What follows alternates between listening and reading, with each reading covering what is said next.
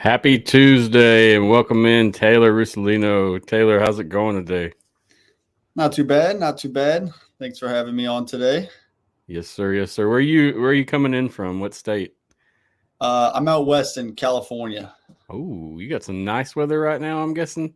Not too bad. I'd say low 70s, sun shining. Not too bad. Oh yeah, sounds beautiful. Down here in Mississippi, it just got kind of chilly. We kind of skipped fall. We went straight to winter, unfortunately. I've been Yeah, there. man. Yep. I see you're from around New Orleans area. You got some history down that way. Yeah, born and raised right there, right outside New Orleans and Metairie, and then spent 4 years in Mississippi and in Jackson. So Gotcha. you're familiar with the crazy weather of the South. Yes, sir. Yep. Want to hear more about your past for sure, man, because you've got an extensive past in terms of where you played. Just looking and doing my research, I couldn't find anything like legitimate. I found some Wikipedia stuff, and I'm thinking this is true. But I mean, you've played everywhere from New Orleans to China to Canada. I mean, you've got an extensive career. Yeah, I mean, from China, yeah, like you said, international. 3 or 4 months out in China, bouncing around cities, playing in the Chinese Arena Football League, and then prior to that, had the opportunity to play in New Orleans for the hometown New Orleans Voodoo of the AFL at the time, which was awesome. Just having some friends and family, being local and playing for the hometown team, and that was early in my career. And then, fast forward 3 or 4 years. Had a couple stints up in Canada, so pretty well traveled so far.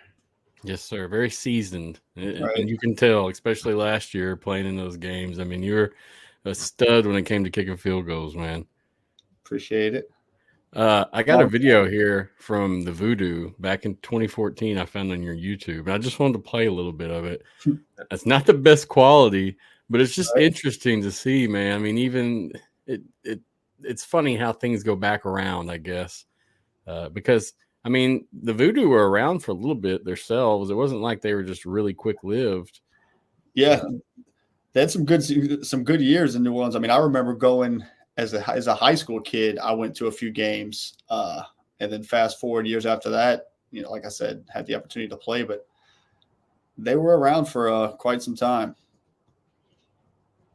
Right, the footage looks ancient, but. Yeah, it's a little sideways. Right. That was that right there was very first game 1, I believe, in Tampa. So it was cool. It's arena football is it builds consistency from a kicking standpoint, just kicking through obviously the skinnier uprights. Fast game, but very fun. Oh man, it looks fun. And like you said, I remember being a kid and hearing a lot about this. Never went to one when I was younger, but super interesting, dude, to see this. Where were y'all playing at right here? Do you remember? So that's the Smoothie King Center where the Pelicans play, and then the game prior to that was in Tampa Bay where the Tampa Bay Lightning play, and some of those cities, Tampa Bay and Philadelphia Soul, they'd have packed arenas in Arizona. So it was exciting league, and I do believe they're coming back next year. The exact AFL. So yep. Yeah, there's a lot. There's a few different arena leagues popping up. So we'll see what happens. Like you said, be curious to see where they take us. But I mean, I'd love to watch this in New Orleans, dude. If I could go and just drive 40 minutes to watch this, oh yeah, give it to me all day. Yeah, man, I had to share that because I found that and I was like, man, I feel old now. Right. Hey, that's a distant memory for me, even at this point. That was, I guess 9 years ago. So at the very beginning of the journey. Now I want to talk more about you, man. I don't want to get into all the XFL rumors and the USFL merge and all that good stuff. I really want to just discuss a little bit more about you and just featuring you. So I guess go ahead and roll into your background, man. Tell us how you're born and raised, how you got into playing football. I mean, just anything you want to share. Yeah, like I had mentioned, a few minutes ago, born and raised just outside New Orleans. grew up playing all the, all the sports that most kids play: baseball, soccer, basketball. Soccer ended up being, more my primary sport as I began to go to, teenage years and basically all through high school. And didn't really kick in high school until the end of my senior year. But yeah, soccer was mostly it. Was traveling around, different parts of the South. Won a couple state championships on my team, had some best friends from that team that I'm still best friends with today, which is pretty cool. So, it kickstarted, like I said, that whole soccer aspect kickstarted football, which got a late start too. But basically 2006 senior season, the high school football team needed a guy. They took me out as one of the stronger leg soccer guys to see if I was interested in kicking a football. Went on the football field during the middle of a Wednesday PE class and ended up showing the ability to kick a football. Didn't really know much of the technique or the steps, but, was definitely showing leg strength and was putting the ball through the uprights, from a good distance. So, that showed promise, but obviously at that point it was like, all right, well, if I'm going to do this at any level, whether it was that next week in high school or whatever, I needed to get a little bit of coaching, but, so made that transition and ended up playing, really just 2 games in high school. Wow. One game where I had 1 field goal. It was 2 seconds left, and it was a 41-yarder. And in high school, the uprights are pretty short. So I kicked it actually from the right hash over the left upright. The whole stadium thought it was good. And then unfortunately the refs, they even hesitated, but they ended up calling the kick no good. And that right there, just having that in-game moment, 41-yard field goal in high school. And, like I said, I crushed the ball, but just missed slightly. But that right there just showed me that this is something I feel like I could do. And then after that, ended up playing in one more game with kicked a bunch of extra points in one game. And then the typical or the starting kicker had come back and then just kind of, did some practice reps for the remainder of the season. And then went to basically what football season ends in, say December, kind of right when, most high schools have Christmas break. So at that point I went to a Ray Guy camp in Mississippi, down at Southern Miss during Christmas break, and ended up competing and showing my talents amongst some of the best, I guess you could say local kickers, from Mississippi, Louisiana, kind of more the South region. And at that point it was really like, okay, I can compete and beat, and hang with most of these guys. So, following that, it was kind of a decision. I certainly wanted to play sports in college, just wasn't sure. Well, I guess now it was kind of like, do I want to pursue soccer, which was what I've been pursuing, most of my life, or do I want to make that transition into football? And then with some different, with some influences, there at the high school and some decisions that had to be made eventually, football ended up being the ultimate decision, and ended up having a few small schools. And, that's kind of how I ended up at Millsaps, had, pretty decent grades, but didn't really have any opportunity to go to a large school because I would have had to, I had no game film, not really any experience. And then, would have then had to compete against most guys who have 2 or 3 years of high school experience. So I ended up going to, Millsaps College. And then after the first 2 quarters of the first game, my freshman year, I did not play, but that third quarter rolled around in the first game and then never looked back. Ended up playing, every single game from that half of football to 4 straight years. So that's when I really got my first real start. And that's when I was really able to, really see what it was like, A, to play football, B, to kick a football in a game, and then C, play at the college level, which was really cool. So it's been quite a journey since those soccer days. And here I am, 2023, still doing it and in my eyes, far from done. So. Understood. What made you start? I mean, want to play professionally? I mean, I'm sure you had some kind of education you could have. Did you just decide you were doing something professional? Yeah. Well, I mean, in the kicking world, it's a small community. And And at that time, I would go up in the middle of July, say a few weeks before college training camp would start, and I'd go up to Wisconsin for a Coles kicking camp that basically encompassed most of the top Division I and most of the better college kickers in the country. And I'd go spend a few days up there. And again, I was at a level where I was feeling I could compete with a lot of these guys, and if I can at this moment, I mean, I know with a little bit of work and my potential talent that I certainly could get to that level.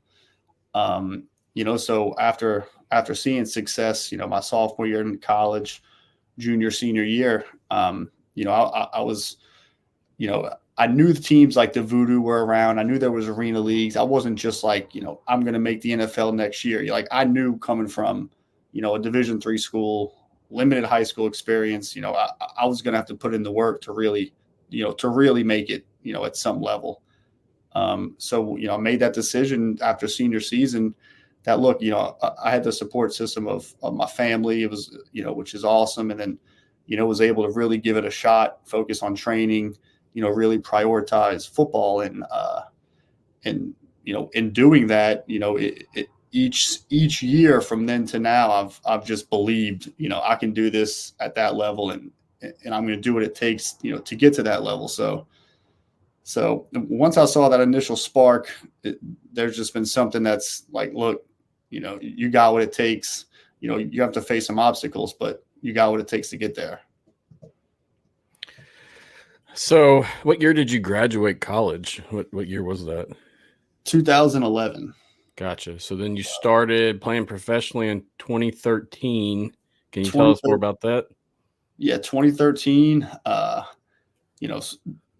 It was basically an Arena 2 team, you can say, the Marion Blue Racers. I was out at a combine in Arizona at a free agent combine, and it was having lunch after that, and then ended up getting a call from my current agent saying, I have an Arena team that wants to sign you, bring you on, and fly you there next week. So ended up flying to Ohio 2 weeks later. And that was the beginning of it, man. And that was quite a journey in itself, being up there. I was probably up there for like 10 weeks, maybe 8 to 10 weeks. They had played a few games and they called me in to come maybe mid to end season. And again, that experience in itself was awesome. Just getting the feel for, being out on my own, getting a game check, granted wasn't much, but still pretty cool seeing, I just played a game on Saturday and then Tuesday morning, I'm getting money for it, which was pretty cool. So, that was, the most basic, I guess, arena football. And at that level, I mean, I was standing out, each game, just kicking the ball through the uprights from kickoffs, which they do call like a Uno, which is a pretty cool aspect of the game. So yeah, that was journey number 1, 2013, the Marion Blue Racers of the CIFL, which I do not think is around anymore, but yeah, they're long gone. Yeah, that I know of. They blended in. There's handfuls of them. So there's some that are locally run, whether it be state, city, and they have little clubs. So like you said, it may still be around, but it may just not be. Yeah. I still keep in touch with the coach, which is pretty cool. That is neat. Yeah. The head coach was always super nice to me. Great guy. I mean, gave me my first opportunity, and, he still touches base with me here today. So it was a good start. So next up, you wound up in New Orleans, and that was where you're with the Voodoo. Yep. That was, and like I said earlier, just being home, being with the home team and having the opportunity to play. I mean, my house is, maybe 7 or 8 minutes from that, Smoothie King Center. So just having my friends and family there was awesome. Unfortunately, that was cut short due to an injury. I had a shoulder injury. It was like week 5 on a kickoff, got totally cheap shotted into the wall, separated my shoulder. So I had surgery 2 weeks after that, was put on the Arena Football League injured reserve for like 12 weeks. And then just, so that was just another obstacle. Like, all right, well, now I got to recover from this, what's next? So then, but I ended up recovering. I mean, shoulder, you don't really need your shoulder to kick. So that healed up pretty quick. And then I hit the ground running. But the New Orleans Voodoo was extremely fun. very talented team too. We had some studs on that team from what I remember, a couple of receivers, quarterback. So understood. Yeah, I figured being that that's close to home, that was going to be probably one of your favorites from your history. it was having friends and family with signs, and I mean you can hear everything. So it's like, if I'm out there, you can hear, so that was cool having them be like basically right on top of you too. So the next few years, and this is where, I mean, you'll have to walk me through it a little bit. We got Shanghai, you got Montreal, you got BC. I mean, tell me more about these 3 locations and then just kind of how that ended up. Yeah, so the Shanghai thing basically, that was like 2014, 2015 stints with the New Orleans Voodoo, and then 2016. Most of the Arena Football League guys in the AFL.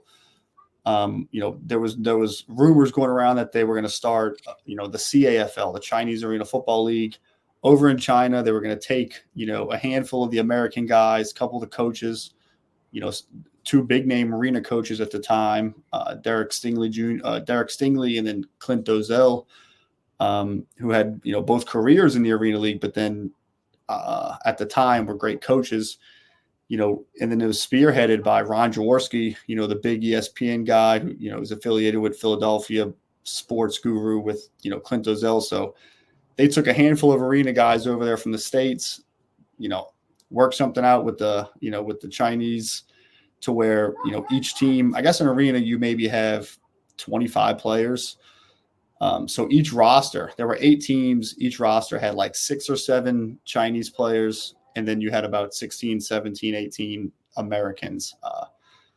And then I was drafted into that league by Shanghai, went over there, had a great team, ended up getting upset in the playoffs, but ended up being kicker of the year, made the Wow. CFL Dream Team. And it was really cool just,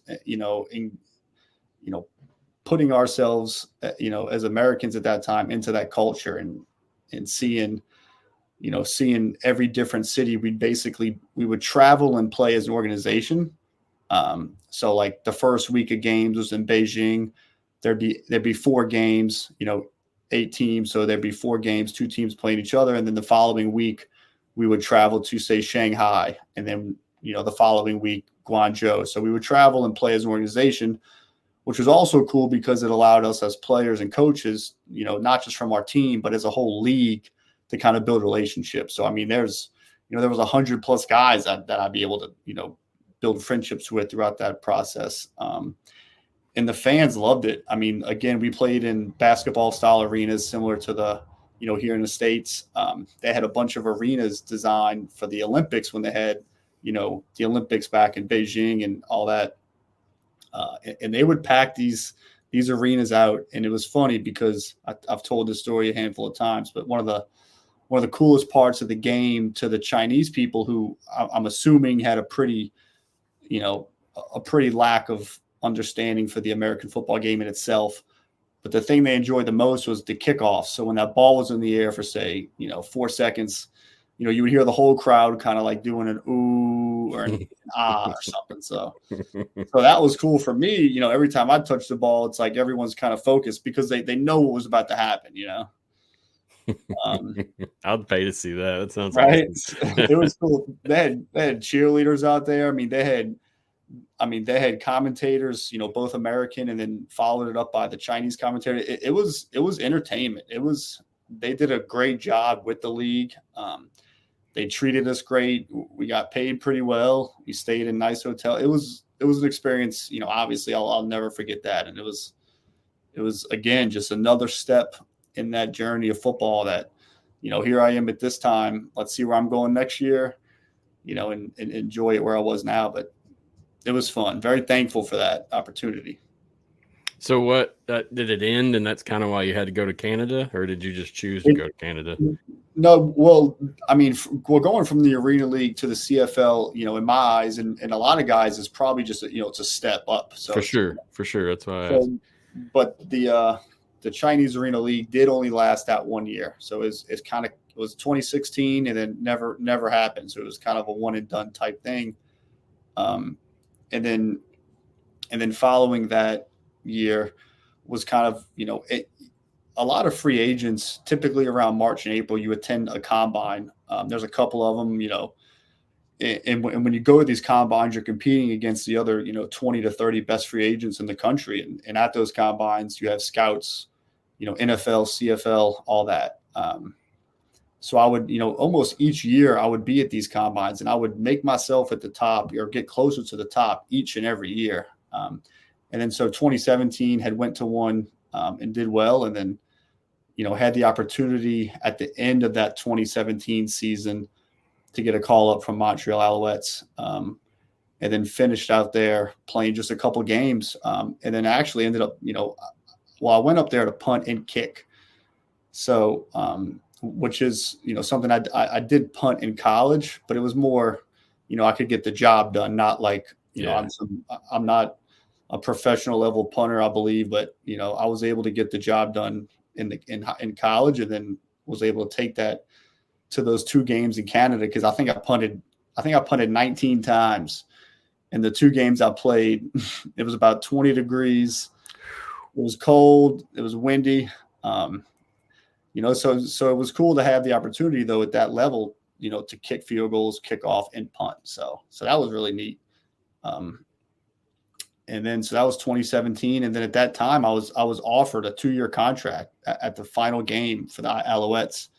The GM sat me down. They wanted to lock me in, and at that time, I had declined in hopes of getting the NFL looks. Now I wanted to keep pursuing my ultimate goal, and it was that next a couple months later where I had my first NFL workout with the Tampa Bay Buccaneers.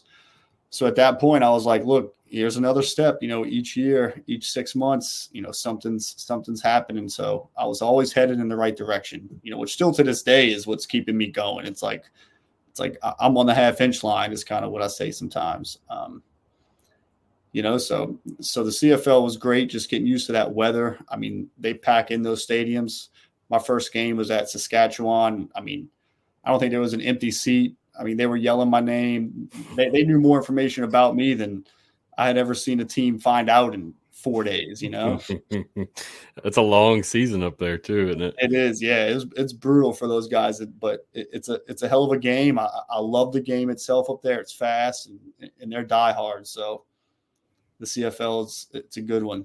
Yeah, I don't take nothing from them. I just don't. I mean, I've got my own to do. If I had more time, I would be a fan for sure. Yeah, can only do so much football. Exactly. But yeah, man. So after that, then we get started in the XFL realm of things. Yep. Got started with the BattleHawks. Right. You can tell us more about that. I do have a question though after you get done, because I just want to know, as you're speaking, just tell us what's some differences in playing in that 2020 BattleHawks compared to now for the Renegades. I mean, I'm sure the obvious thing is just that fan base, BattleHawk Nation it speaks for itself. I mean, from their, I think they broke a record each game they were playing. They were breaking every single attendance record, for any spring football league in history. So, it's legit. Yeah. I mean, that city, A, loves sports, and then B, obviously they love football. So it was an honor getting to represent St. Louis for those 5 or 6 games. Treated me great, and obviously it was nice to have success. So I absolutely adored my time in St. Louis. Yeah, it was a good time. I was present for 3 out of those 5 games I think you guys had in total. Nice. Hell yeah. The first one was actually in Dallas then, the Dallas Renegades then. Yep. Yeah, first one was away at played at Choctaw. And then I think we went home for the next 2 maybe, but yeah. Yep. It came and went too quick, man. Too quick. They pulled that plug on us, right? No, I mean, obviously no one expected any of that coming, but yeah, dude, it was unfortunate because wow, we were all just the fans, the players, everybody, man. We were in it for sure. It was fun. So hopefully they can just keep that going. But whatever league it is, hopefully the BattleHawks are forever. Yeah, it should be. It'd be very Right. disrespectful not to be at this point. Agree. So you come in for the BattleHawks in 2020. COVID shits on that year, basically. I mean, that's Right. gone with the wind. What I guess kind of what was in your mind after that? What did you plan? What did you think? Well, I mean, at that point, I mean, obviously, what they tell us, 2 weeks to flatten the curve. So, I mean, it was a 2-week vacation at that point, kind of 2 weeks for everybody, brother. right. But obviously that changed real quick. But at that time, I mean, for me, knowing the NFL was still going to get rolling, even with the COVID protocols. I mean, for me, it was, build off the success that I just had. I mean, very fresh XFL game film and build off of that and stay ready for any NFL opportunity that had come my way. And then it did. I had a couple workouts, pretty soon thereafter with the Detroit Lions. And then Chicago Bears as well. So it's, it was nice to see that 5-game XFL success, propel me into that NFL ranking again. But then I was like, man, I would have done anything, to get that last 5 games of the XFL as well, to show that, just to build that 10-game season compared to, just 5 of those. Understood. I'm gonna play some footage in the background while you talk. Yeah, no worries. And then, after the first couple of workouts, it was, I don't know, I want to say week 12 or week 13 of the season now. And that's when I was sitting on the couch back in New Orleans and had gotten the call from Denver. And, typically it's for, when I get these calls, typically it's for a workout, hey, we're going to fly you in, we're going to work you out the next day. And then you're either signed or you're not. But they had called me. They're like, look, we're signing you. We're signing you to the practice squad. We're going to fly you up here. Get your stuff a couple days, and you'll be here in Denver. Go through the COVID protocol at the time, which was, you have to spend 5 days away from the team or away from the facility before you could even sign. So, I went up to Denver, sat in a hotel for 5 days.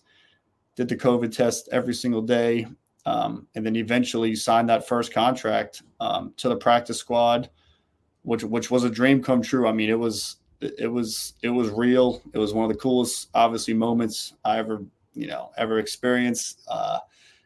And it was funny because I think I may be one of the only kickers or professional NFL players ever to get a job off LinkedIn because, the pro personnel director was having trouble getting a hold of me, which in my case, I feel like I'm pretty easy to get a hold of, but he said he might something with my phone. And so he sent me a message on LinkedIn saying, hey, we're trying to sign you to the practice squad. Give me a call when you can. So, so that was basically had signed that first contract. It was a testimony to years of ups and downs and hard work. And, by the grace of God, was so thankful for that moment. So yeah, spent a few weeks, 3 or 4 weeks on the practice squad. And it was odd because obviously, like I said, it was COVID. So I wasn't really practicing with the team itself. I was practicing before the team practice, but with the special teams coach by myself. I mean, one-on-one. Interesting. Me and Coach Tom McMahon each day. I'd basically meet him on the field for 45 minutes. We'd go through a whole kicking routine, and then I'd go lift, and then I'm home by noon. Away from the team itself. And during those practices, I mean, each and every day I was impressing, the coaches, Coach Tom McMahon. I was showing him that, hey, look, I belong in this league and I'm capable of excelling and playing at this level. And then it was, maybe week 15, the current kicker, Brandon McManus, had contracted COVID. So I got a message like maybe that Tuesday night saying, or I don't even know if I got a message. I think someone sent it to me on Twitter saying McManus is out with COVID. And then I'm like, all right, well, I'm getting a call here any moment. It's my time. And then it was like I was actually on a hike at the Red Rocks. It was our off day, so I went and explored Colorado a little bit, was on a hike and had gotten that call saying, hey, you're going this weekend, practice tomorrow, 7 a.m., see you there. And then went out to practice the next day. So that Wednesday was my first, even though I had been there for 5 weeks, that Wednesday was my first day ever meeting the team, Wow. ever really meeting, Coach Fangio, and ever getting to, to practice with my snapper and holder. I had met those guys in and out the cafeteria a couple of times, but never really got to work with them because they would, they wanted to isolate me from the guys just in case the whole COVID. So that Wednesday, go out there for my first ever NFL practice. And then, did a live team field goal period, which, typically during field goal period, it's, anywhere from 6, 8, to 10 kicks, 10 being, more, on a lot, kind of, more of a good amount. So that day they gave me 10 field goals, and I had arguably one of the best days of my life practicing. This was my first day in the building.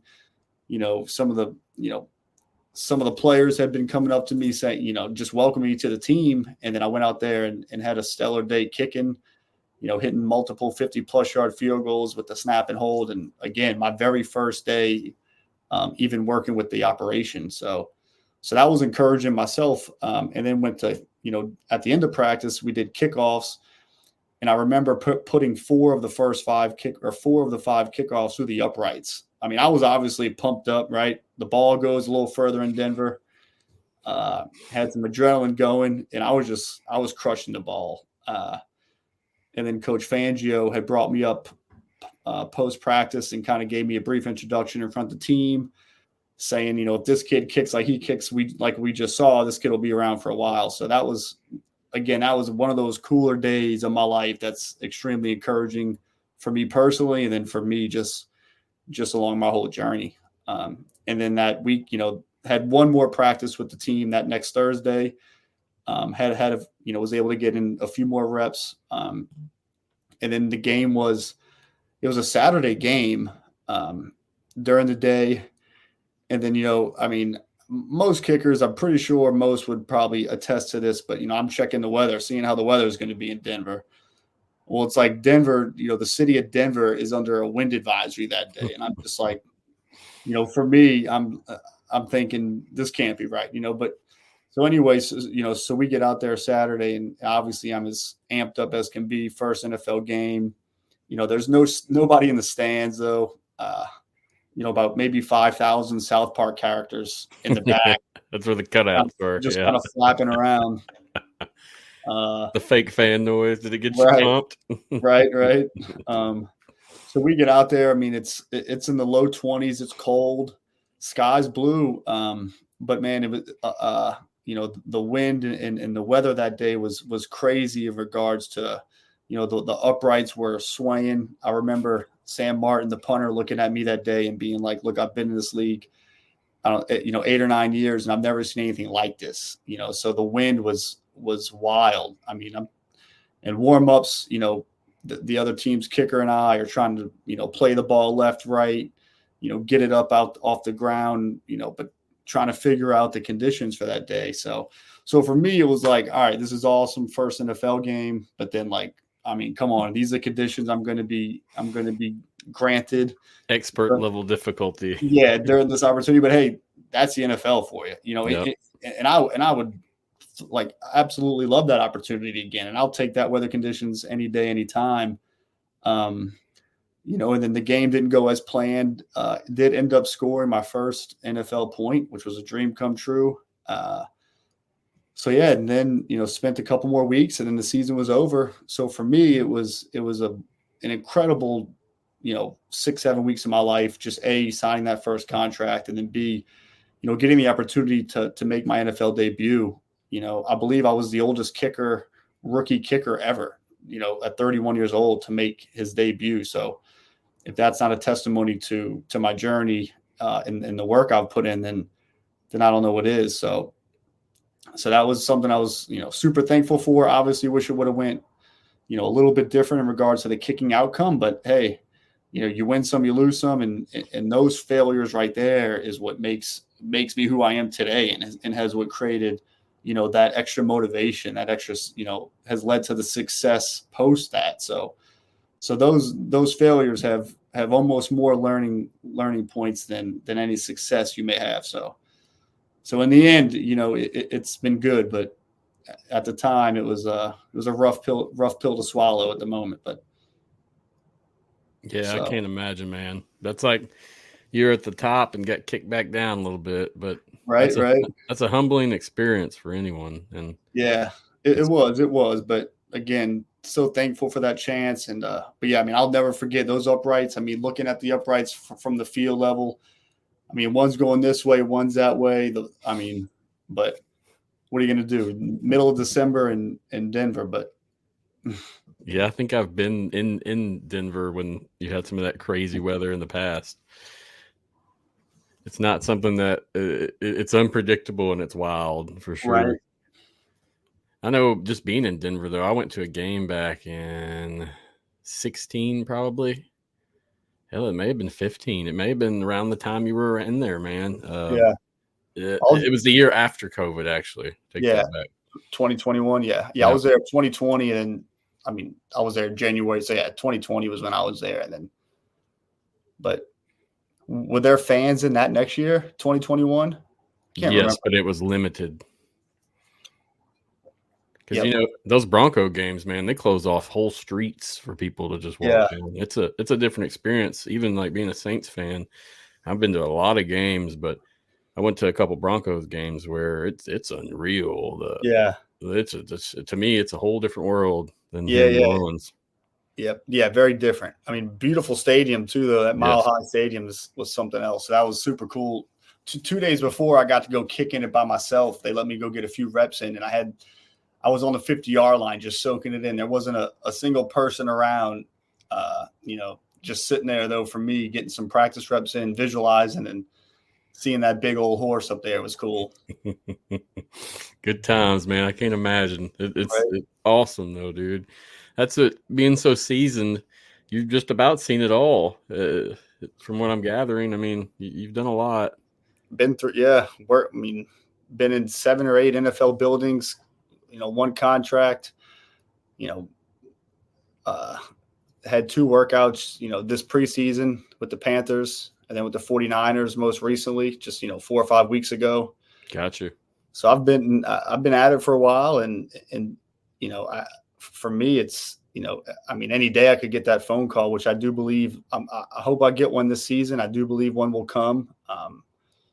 So we'll see, man. Foot's on the gas. I was out at the field earlier today, and the ball was flying. Dude, I've seen some of your videos. I mean, in my personal opinion, you look like you're in a hell of a lot better shape than what you were a few years ago. I've seen. Yeah, I'm right where I want to be right now. So I can't. I'm doing everything I can to just stay healthy and remain at the elite. I mean, these are the best guys in the world I'm competing against. So if you want to be at the top, you gotta do what it takes to get there. So no doubt. It's awesome, dude, that you've worked your way up, though. And even now being in the XFL, or what is currently the XFL, you've got a championship on your belt, dude. And it may be the only one that there is in the XFL. So that's an awesome feat, in my opinion. Hell yeah. Appreciate it. Yeah. Let's see. So you joined back in with the Arlington Renegades. Did you went back through like a draft, correct? And they drafted you? Yep. Yeah, they did a draft. It was actually about a year ago. Maybe to this date, October 17th. They did a draft, based on the position groups, and I was the first overall player picked in the specialist portion. So I was the first kicker off the board to Arlington Renegades, and it was cool to reunite with some of our former coaches, a handful of former players from the BattleHawks that were now with the Renegades. So that was cool. Hearing my name called, just again, another opportunity that I was, ready for, anxious for, and very thankful for. So. Yeah. I mean, coming in, I remember speaking with you. I was on the field at Renegades at Houston when you are at the Roughnecks, that divisional. We were in the playoff game. Yeah. I spoke to you on the field, but man, you were so dialed in. It was real windy, I believe. Yeah, I remember that. It was windy. Yeah. Yeah. I could tell you were focused, so I was like, man, I'm gonna leave this dude alone. Yeah. I think I had a couple field goals that game too. Yep. But yeah, that stadium's tricky down there in Houston. It kind of swirls around and yes. But yeah, I mean, it was really cool seeing Luis Perez, our quarterback, the day he came in. I don't know, what was it, week 6 or week 7? I mean, just seeing how one guy can transform a locker room. I mean, it was incredible to see at the professional level. I mean, everything, from staff to players to the tempo of practice, to staying before and after practice, seeing these. And for me, as a kicker, I mean, I have the best perspective watching these guys work. I mean, these are some of the best in the world at what they do. So for me to get front row access to watching these guys day in and day out is a privilege. And watching him come in, I mean, our team, I mean, we were talented from the first day one of training camp until the end. We just had to put it all together. Agreed. And when he came in, it was something else. Each day we could see it. And I remember saying, going into week 7 or 8, like, we have a shot, like, because obviously step one was getting into the playoffs. We got in with a little bit of help, but once we got in, it's a clean slate at that point. So it was fun. It was a fun ride with this squad. Some incredible guys on that team. And then obviously playing with Marquette again, having him, the trust factor I have in him. I mean, I feel like I could blindfold myself and still make some kicks. So yeah, he seems like a great character, man. Yep. Seems like one that keeps everybody going and then just represents what he does the best as well. Yep. Very talented guy. I remember seeing him kick that punt and then run after it and be the first one there. Right. I'll never forget that, dude. Right. Yeah, that doesn't happen often. No, sir, it does not. So coming in that season, it was rough at first. Did you expect that you guys would come through and pull that championship? I mean, maybe through weeks 4, 5, 6, probably not. But like I said, the moment Luis stepped in there, I knew we had a chance. And I'm dead serious. Like, I remember telling my wife, telling some friends, like, hey, I know I don't know, what were we, 3-4, maybe 4-4. I was like, look, if we can win a couple of these games and get into the playoffs, I'm pretty sure his first start may have been at DC, in which we were damn near close to winning that one, But even though with the loss, we still showed, everybody saw what we were capable of as a team, and the changes that were made, with Luis now at the quarterback position. So I knew we had a chance, and I'm serious. Like, I knew something was different. We had, like I said, talented guys on offense, on defense. So I knew, if we could click it together one game at a time, 1 week at a time, that we had a shot. So it was really, really cool seeing it come to fruition and seeing that team come together, weeks 8, 9, 10, and then carry that into the playoffs. So very fun ride. I'm all about the underdog story. Oh, man, dude, I can't imagine. I bet you had some great practices. Yeah. Yep. I mean, he's kind of checking the clock about, how much longer until it's tea time, but he's awesome to have out there. He's a leader. He's a commander in chief. He was fun to be around. And you were back with Coach Hayes as well, right? That was, yep. So he was your original head coach back in St. Louis. Exactly. Yeah. But then he was our offensive coordinator back in Arlington. So. We had a fan question come through that it's a good time for this right now. So what were the best stadiums and worst stadiums you played in, field-wise and fan-wise? So you can give like a top 3 if you want, maybe. I mean, the best stadium is probably, I mean, I don't know what you call the St. Louis stadium, but, whatever that one is awesome. Obviously the atmosphere, the crowd, the noise, it just has that feel of this is high level professional football. So the BattleHawks Stadium is awesome. So you would say, in terms of actual field play, it's awesome on that note as well? Because I know the surface was solid. It's a turf field. It was. I do remember it being pretty soft, but not that many people were even can distinguish between. But yeah, I mean, that's as far as how firm a field can be. But no, the field. I mean, for me, the field was fine, and it was better than, say, Orlando. That was a unique turf. Had wood chips mixed in it, not something you see every day, but so yeah. And then DC obviously is a phenomenal place to play in a nice grass field, which is nice. If they would cut it a little more, it'd be real nice. Got that soccer feels to it there. Yeah. Did you guys go to Vegas? I can't remember. We never did. No. That's what I was curious about. We never had to face that, that demon or whatever, but that didn't look too fun. No, sir, it didn't. I just wanted to ask, because from a kicking perspective, I know that's going to make a difference for you. Yes, certainly.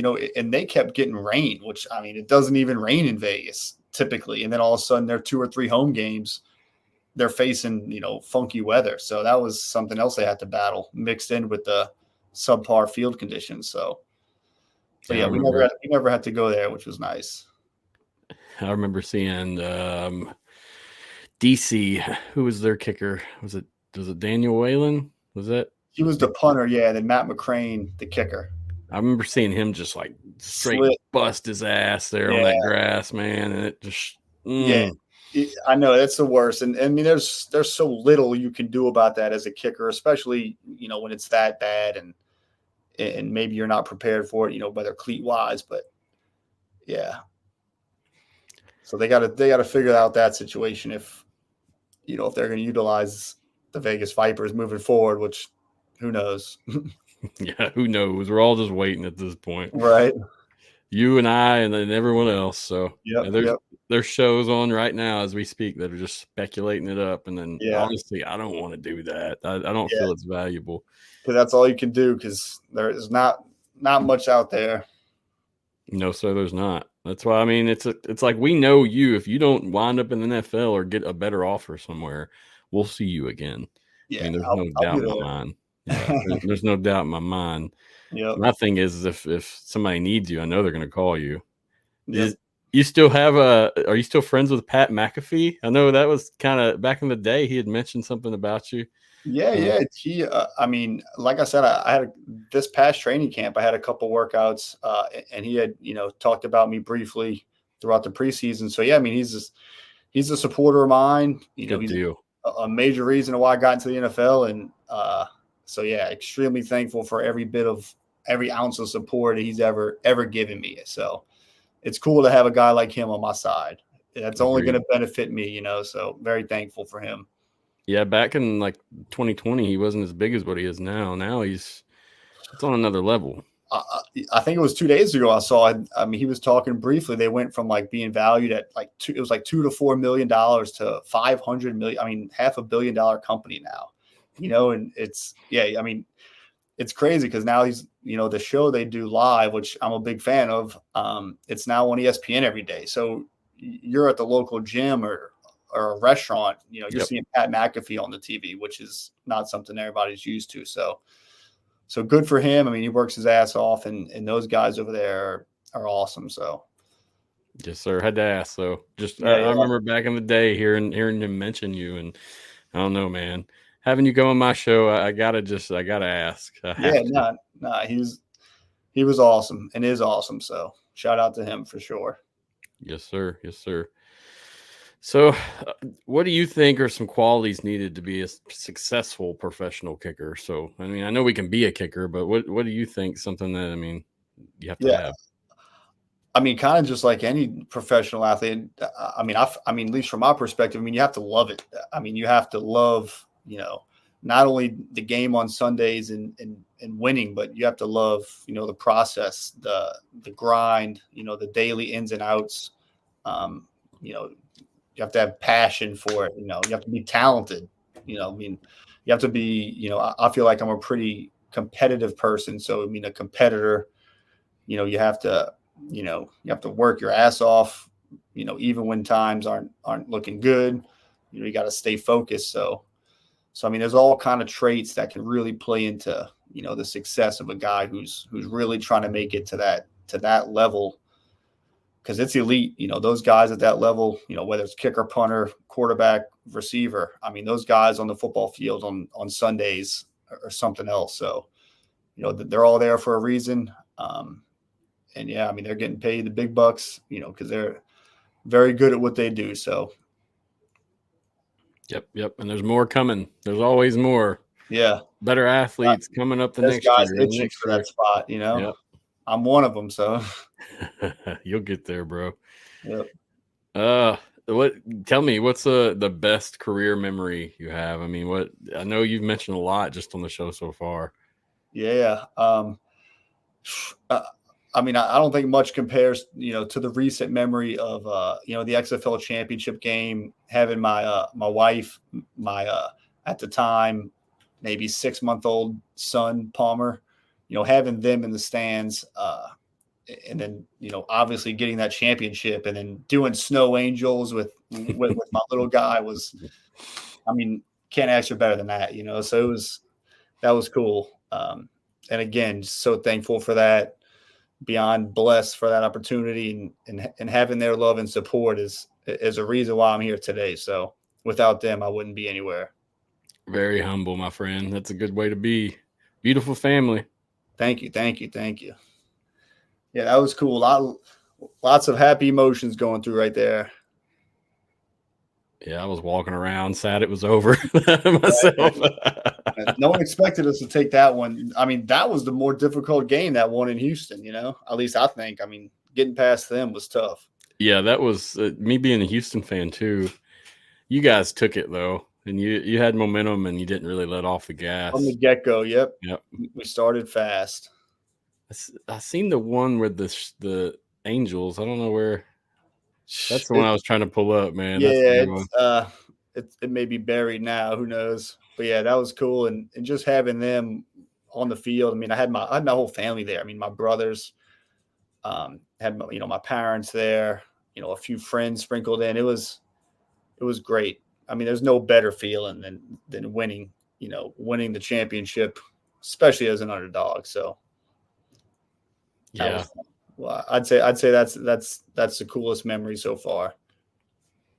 From that experience, I mean, did any other opportunities arise, whether it be, I mean, like sponsors or different, anything that you came with that? I mean, not really, honestly. Personally, I thought, maybe a little bit more would have came, but I was kind of speaking on that the other day, saying, the XFL, we won the championship. I mean, 48 hours later, we were gone, and and it's almost like just right back to the regularly scheduled program of free agent life. And it's like, yep.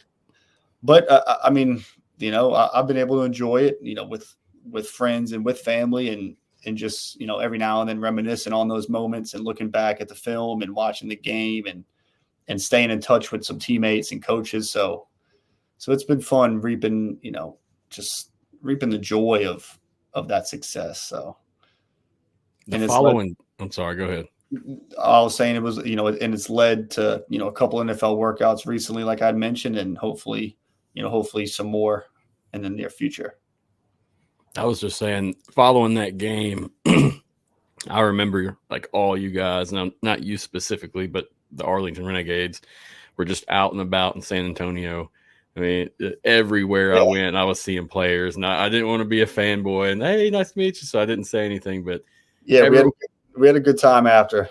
Everyone. I mean, I've seen so many people out that next day, and then we left the following day. So yeah, because it was Mother's Day, I think, the following day. So yeah, I mean, my family and I, we were all about, all out and about the town, and my wife and I were able to explore that next Monday too, and then we kind of headed back home Tuesday. But it was a good weekend. Like I said, one of the coolest memories ever. So yes, sir. Yeah, I, even for me as coming in, that it was a great experience on my end, just watching. Yep. Yeah, they did a good job, man. Thankful for The Rock. Thankful for Danny Garcia, Coach Stoops. The whole organization. They put on a good show, and it was good. It was great to be on the winning side of that. So, like I said, it was a good weekend, good moment. I hope you get to relive that soon, very soon. Right. 2024 would be awesome, but we know it's going to be a little different. Yep. Yeah. So we will see. Yes, we will see. Something's got to come of it. No matter what happens, we know something's happening. Oh, yeah. Tell me, describe a time you had to overcome adversity on the field. So anytime. I mean, I'm sure. Well, I mean, I guess, the obvious would be that time in Denver, given that NFL opportunity, and then missing, a couple extra points, missing it was like the first 2 minutes of the game. I'm rushing out there for a field goal, 51 yards, and in my head, I mean, I'm as confident as ever, thinking even with the win, it's like, I'm making this, but things didn't go my way. So, leaving that game, was something that, I mean, that's a tough pill to swallow.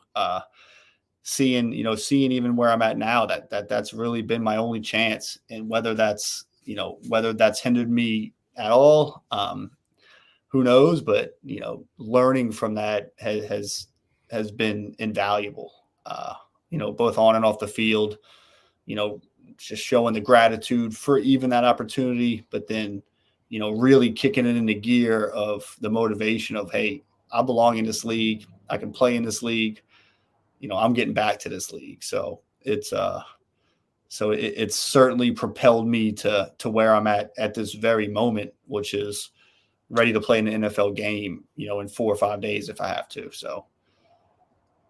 Well, let's jump right into that then. I mean, what your future plans as of right now? I mean, just kind of tell us what's going on. Yeah. I mean, I'm out here, I'm in California, training every single day, trying to make sure when that phone rings that I'm as ready as can be, as a life of a free agent kicker. I mean, there's no backup. So it's kind of like you'll get that call on a Sunday evening or a Monday morning saying, hey, we're flying you here tonight, kicking tomorrow morning, best man gets the job.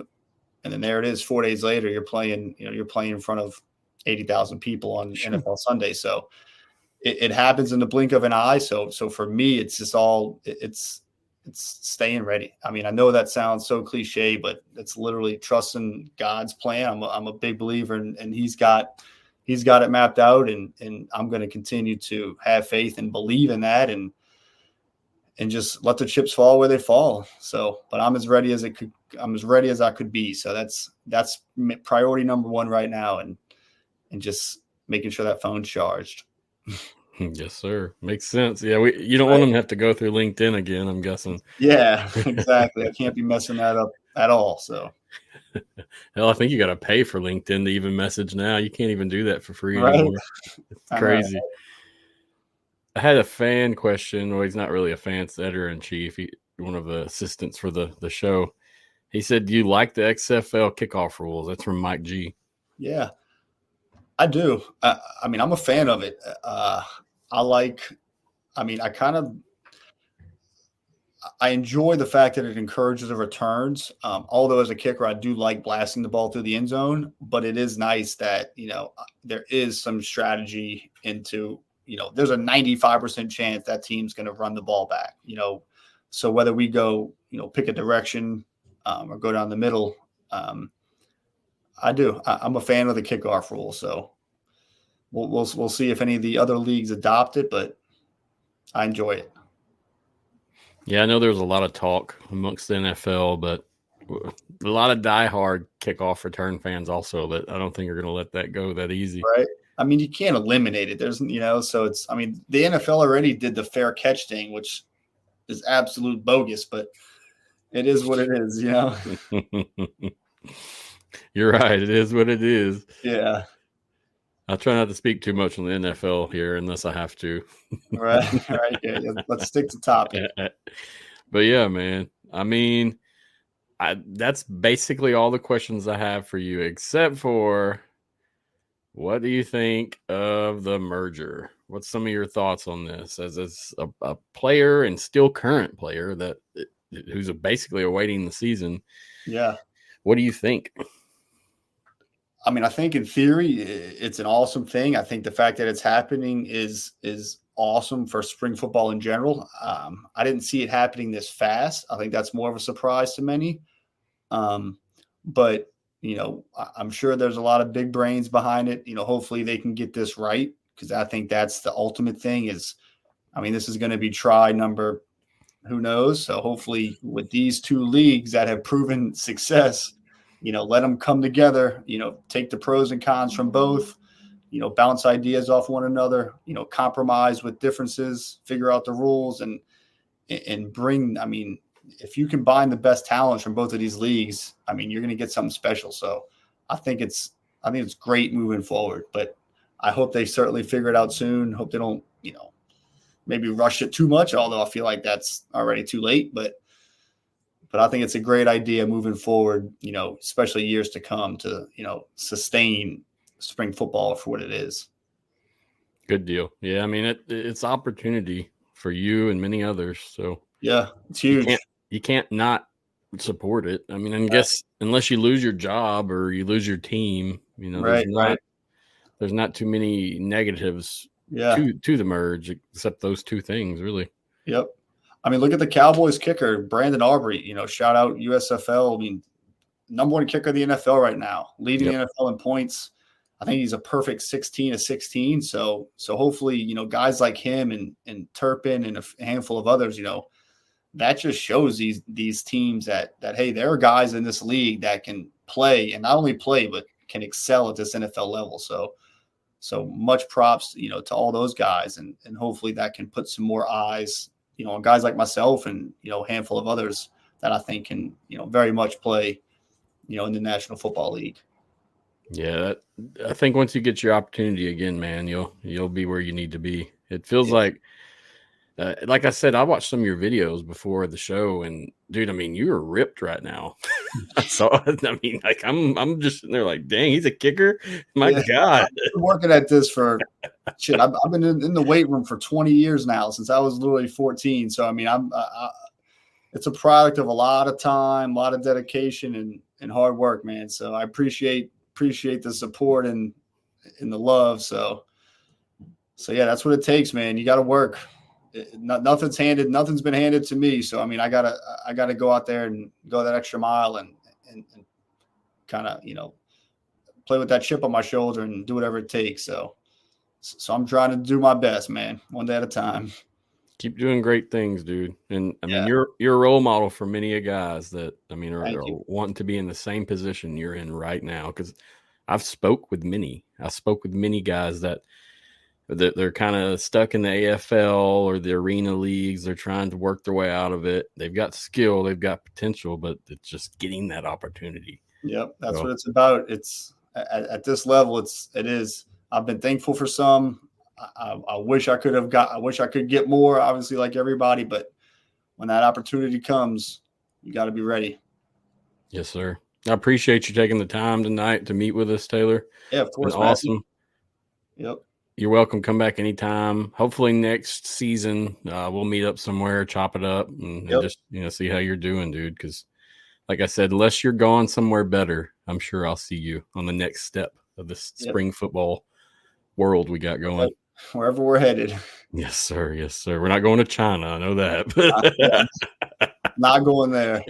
So thank you again, man. And I'll have your socials everywhere, like in the notes, and they've been going throughout the show, also down at the bottom of the screen.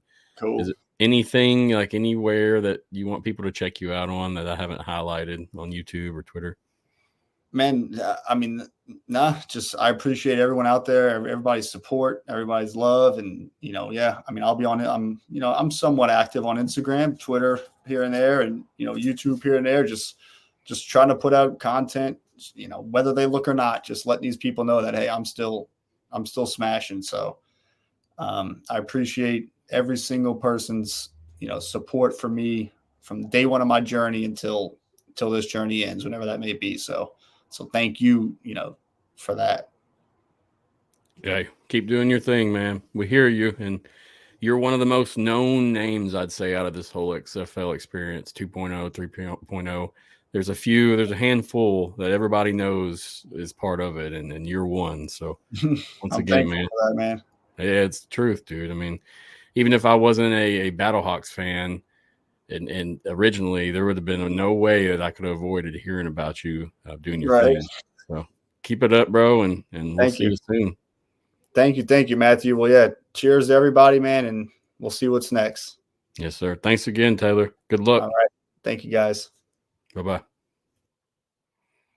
Appreciate that. Taylor, awesome guest. Check him out next next season. You know he's going somewhere, y'all. Before I hop off, I'm sorry. I just wanted to present a couple news pieces. Nothing major. I mean, I guess it is major, but everyone's already reported on it. We're already talking about it. There's a lot going already with these things. We had some merger updates. We had some copywriting go on, as well as some people leave their positions or positions get cut. Not really sure which one that is, but anywho, let's start with the departures. Marc Ross, he has departed from the XFL. This was reported a couple nights ago from James Larson via Twitter. Marc was the executive VP of football operations. He had just recently released a podcast, kind of like what I do here with Daniel Whalen. And I mean, a few days later, he was gone. So it was kind of unexpected, in my opinion. Being in the position I am, I know that, and I'm sure the fans, you guys know as well, the merger of these two leagues is going to make people lose their jobs. Let's just be frank about it. People aren't going to be in the same positions they were, depending on how this is set up infrastructure wise. So some people aren't going to like management. Some people aren't going to accept pay changes or whatever. I mean, this is going to happen. These things are expected, but I really didn't expect it to happen so fast. It's kind of worrisome that you see people jumping ship right now before the official merger has been agreed upon. As we know, we're still waiting for the Department of Justice to agree on these terms for this merger. And we as fans have no idea what that includes. We have clues, we have hints, we have speculation, but we truly do not know what this entails. Going from that, I want to say we did have those departures. There was a couple other departures. Let me pull up an article I got from XFL Board.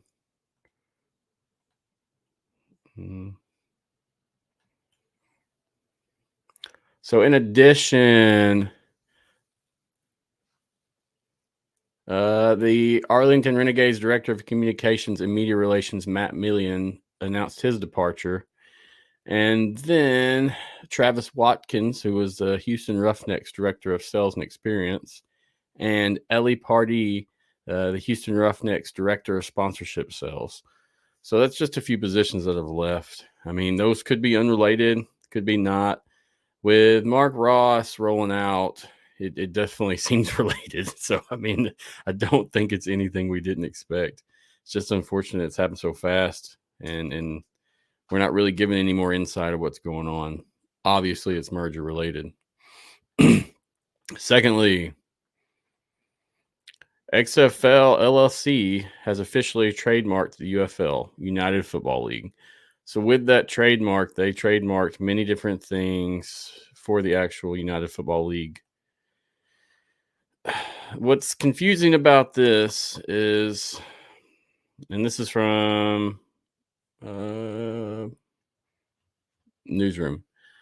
What's confusing to me about this is we have already filed different things. The USFL has already filed different names. National Spring Football League was the one we heard on September 27th. And they basically did the same thing with that name. They copyrighted a bunch of different clothings, broadcastings, whatever to cover that span of that subject. So we looked, this next rumor from the merger was the United Football League. Now, I mean, I feel like this is a backup plan. Truly, I don't know. I mean, at this point, we're just all guessing. To me, it's just weird that we would file for the National Spring Football League, and then we would come over and file for the United Football League? Is this just trying to set up backup plans? Is this part of the actual plan? Are we going to get different leagues, different conferences, different setups? Nobody knows. It's all in there. But I mean, I'll try my best here on my show to not just sit and talk about this all the time. It gets redundant.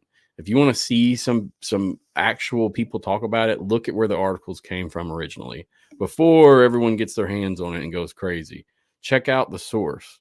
So what I did was I'll include the source that I found was the best, and it was from Gerben IP, which is Josh Gerben. He writes, he's a lawyer, and it's just a basic insert about what these trademarks are, and then it gives you the codes that you can click.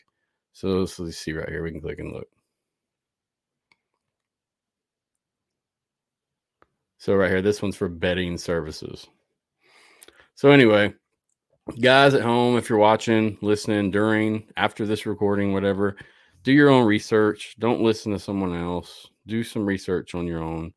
Yes, this information is relevant, but it does not mean the name's going to be United Football League. We don't know if the name's going to be National Spring Football League. That's just all things that they're copywriting. I mean, you can copyright anything if you want, honestly. It costs money, but you can do it if you'd like. So I don't know. We'll see what happens with it. I just wanted to present it here while we got time. I didn't want to have Taylor have to sit through that either, because I mean, he's a potential player. He's actually someone that's in the league. I'm sure he doesn't want to sit here and worry about what's happening and what the name's going to be. We know there's a merger incoming. Whether it happens this next year or the following year, we know it's coming. Our hope as fans, media, people that love the league is that they do this correctly. They don't skip corners. They don't rush it. There's a lot of different things.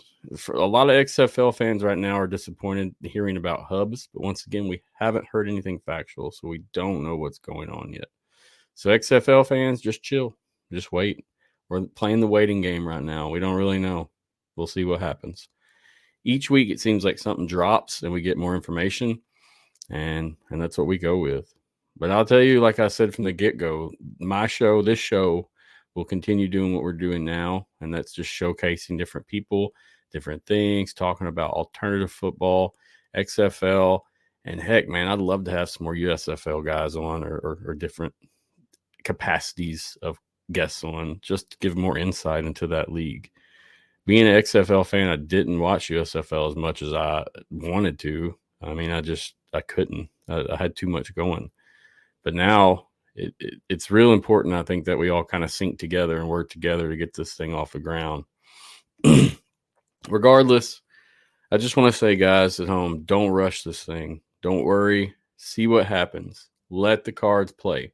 We at home have no control over what's going on.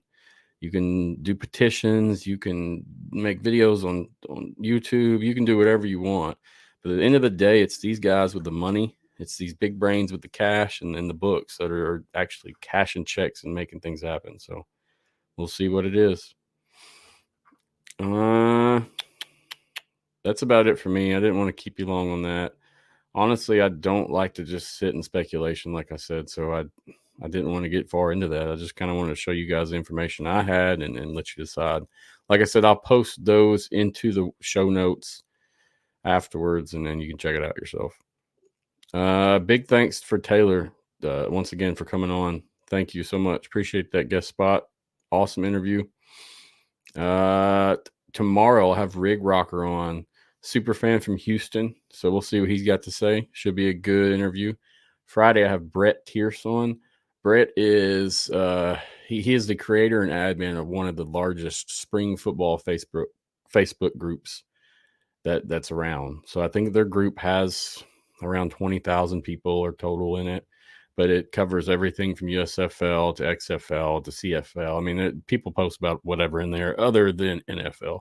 So we'll have him on. He started a show recently with Daddy Ed from BHawk Live. So I'm going to talk to him more, and just kind of pick his ear and see what he's got to say regarding everything. Been trying to get him on for a while now. Back when I started this thing, most of it was through the Facebook groups. Most of it was through posting and posting a lot.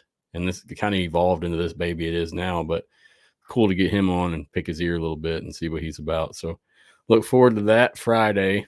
The following week, we'll have Alan Alford come on, and then Arlington A-Train Lane. He'll be on Friday. So anyway, schedule's updated and it's fresh, ready to roll. Check it out.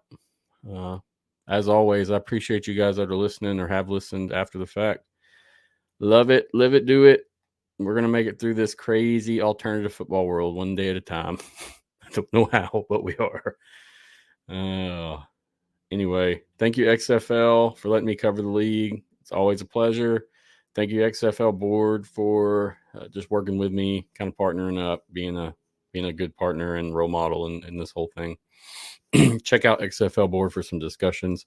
It's discussion boards that you can find some good info and have some great conversations. So check them out. I think that's all I got. Yep. So I'll be back tomorrow night, Rig Rocker. Then the following, I'll be back Friday this week for another show.